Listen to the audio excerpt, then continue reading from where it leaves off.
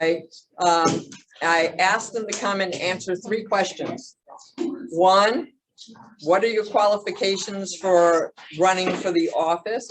What makes you more qualified than the other candidates? 2, do you know the difference between the debt and the deficit? And what are you going to do about, you know, getting a balanced budget or getting us somewhere where we're not running those? And 3, we have immigration, right, that is overwhelming our borders.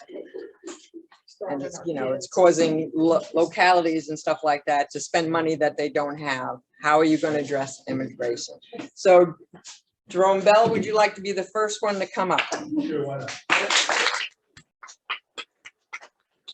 You got 10 minutes. Okay, you give me those questions one at a time too. Oh, okay. Because I didn't write them down. So. You didn't write them down? Okay. No, I didn't write them down. Okay, the first question, what qualifies you? What are your qualifications that are, you know, give you a 1-up on the other candidates? Why should we elect you? I think first and foremost, I'm America first.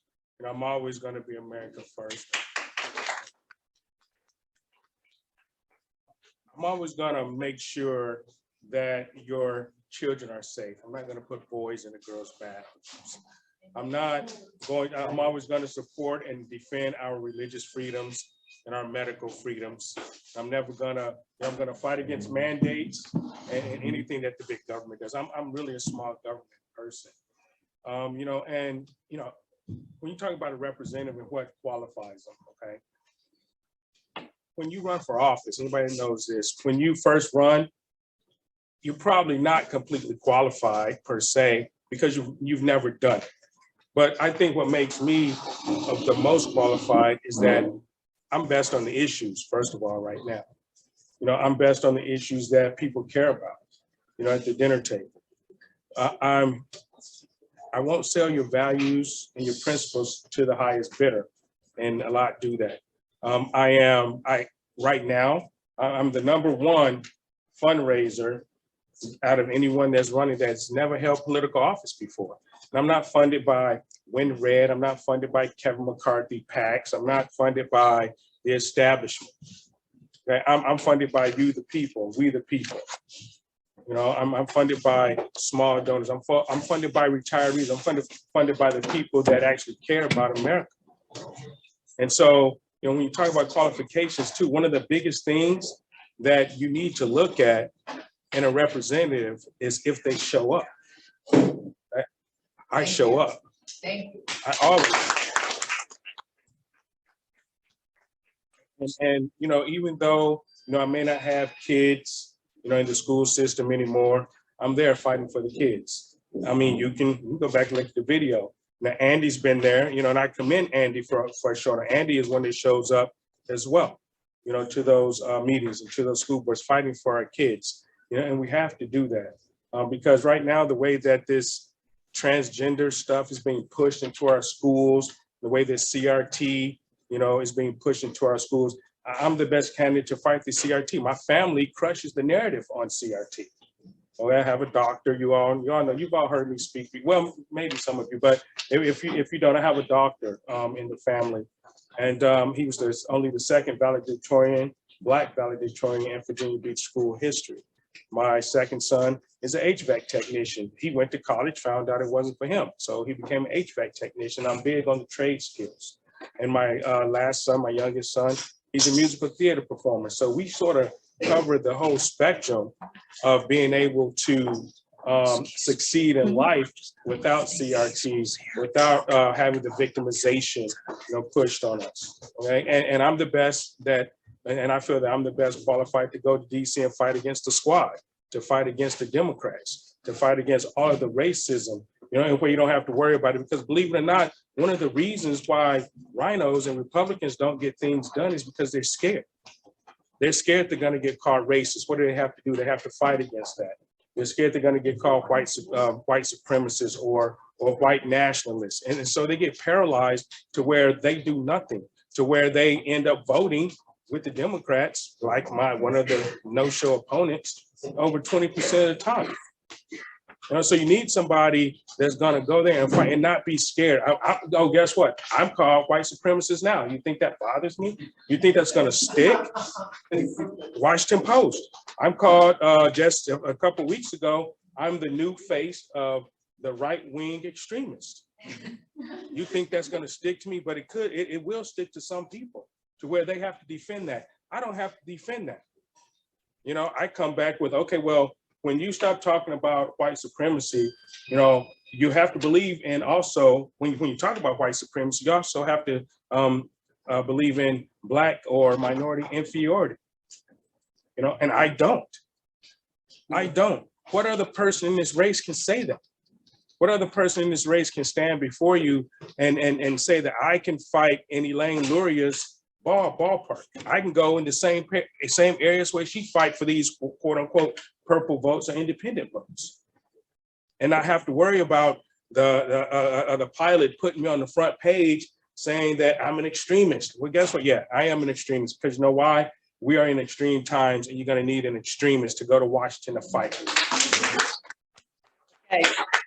We're at 4.5 minutes. You want to go to the next question? Okay, what's the next question? Okay, do you know the difference between the debt and the deficit, and how you're going to control the spending? What will you do about controlling the spending? Well, the one thing we have to do is definitely do a budget. You know, without Congress hasn't done a budget in years. It starts with the budget. If you don't do a budget, the government will always overspend. They're always going to increase the ceiling. I would not vote to increase the ceiling. I'm going to vote for a balanced budget amendment. And as far as the debt, yeah, when you spend more than you bring in, that's debt. Okay. And as far as the deficit, it's the same thing. You're going to always have a deficit and a trade deficit.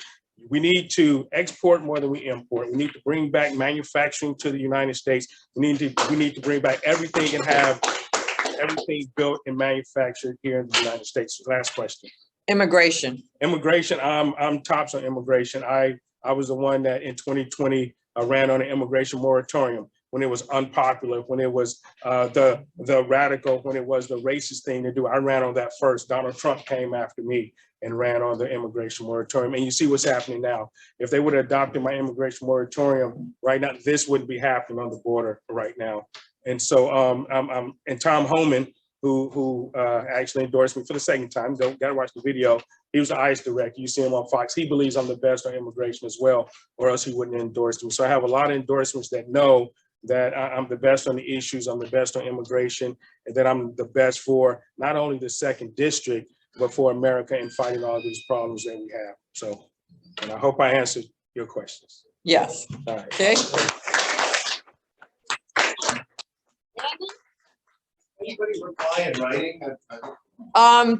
They both said that they would, but when I checked the house before I left, they hadn't sent it yet. Good, okay, because I think Jarome and I, by being present, should be able to respond to them because they're not, so.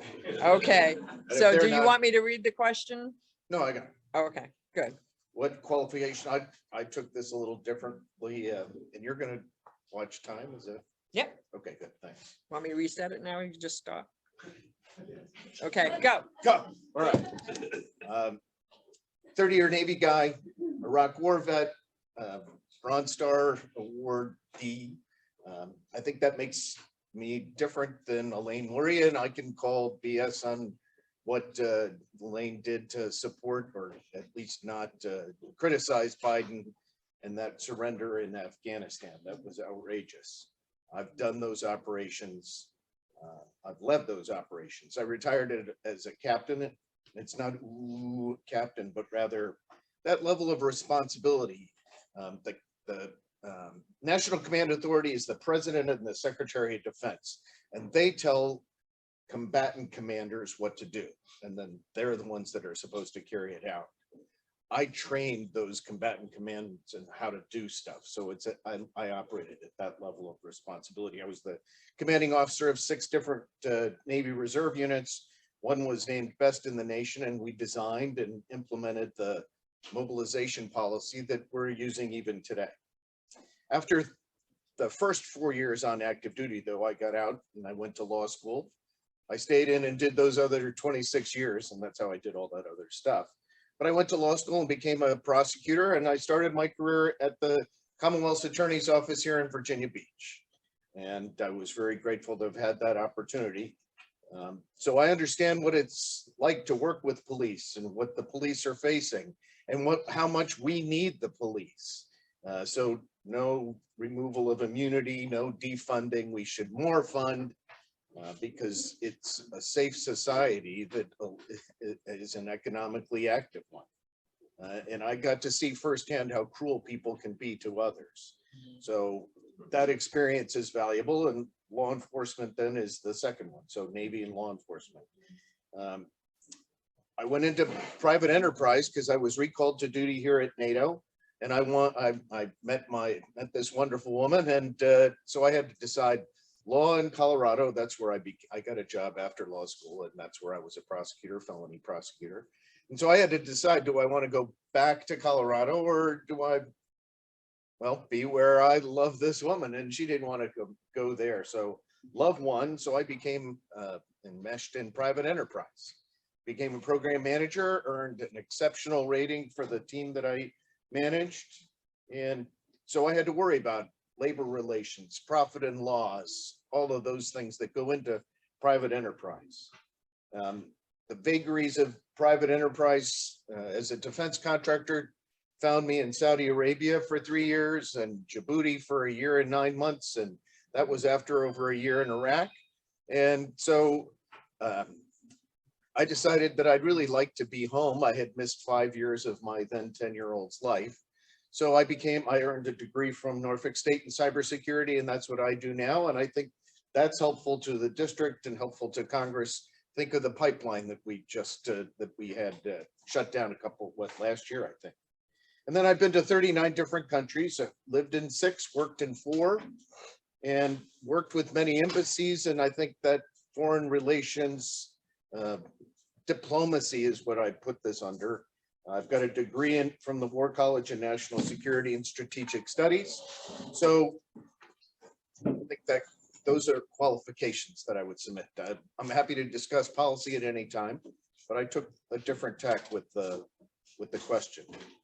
My understanding of the debt and deficit, the debt right now, we're at $91,000 per American, and I can give you even the debt clock. I recommend putting it on your phone. It's an app, and it's wonderful. And it's just amazing. If you take even the unfunded interest and debt, it's $271,363 a person.